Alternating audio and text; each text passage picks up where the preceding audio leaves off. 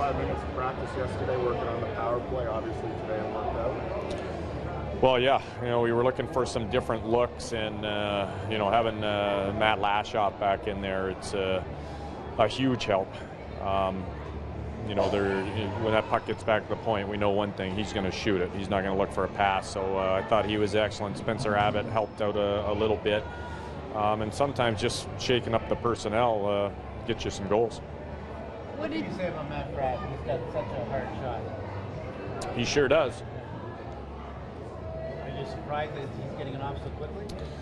Well, no, that's what he's done in college, and that's why our scouts liked him and drafted him. I actually thought Matt had an off game today, but that's the danger of that young man. He can be off, but if you give him a little bit of space, he's going to throw a couple pucks in the net. So, good on him. He got some real timely goals for us, and I'm sure he'll be even better next game. What was the adjustment like having to deal without Nazem for most of the game after we got in the first period? Well, it was a real pain in my butt because I had matchups that I wanted and I wanted to really stick to, and then when Naz disappeared from the bench, it kind of screwed up my game plan a little bit. So I was scrambling on the bench a little bit, but finally got it the way I wanted it, and I thought the guys played okay. Is there one guy who stepped up in Nazem's absence that helped you to manage those matchups the way you wanted? Well, Dupuy's been so excellent for us in the playoffs, and he's really flown under the radar here. He plays such a great game every night, and so I started moving him around, and Dupes is such a good guy. I can put him in an offensive role or a defensive role, and he steps up to the plate. So I thought he was the one guy that I could really depend on tonight.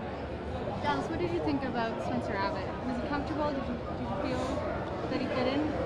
Well, I thought he did his best. He got some good power play time, not that much 5-on-5 time, and I haven't spoken to him yet, but those first few shifts, that's about as hard of hitting hockey as you can get, and I think he got his eyes opened up to professional playoff hockey very, very quickly. Was it quite a bit chippier this game than what it was in Oklahoma City? Yeah, well, I don't know if it was chippier, but it was much more physical.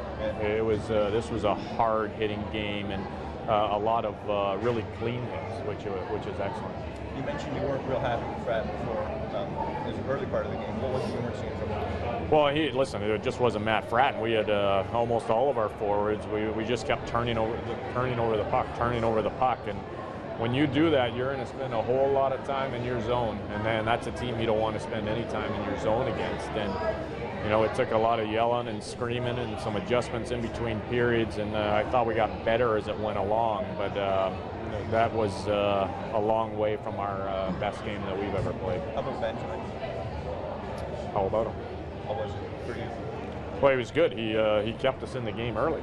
He came up with some big saves, and I can't really fault him on any of those goals. Even the goal where they tied it up, I think from the crowd it might look like a soft goal, but I think it was Pajarvi who scored that one. He wanted to shoot the puck. He had cocked his stick. It looked like the puck was coming, and Ben had already reacted to it, and then Pajarvi hung on to it for a second, so it was a real hard one to recover from.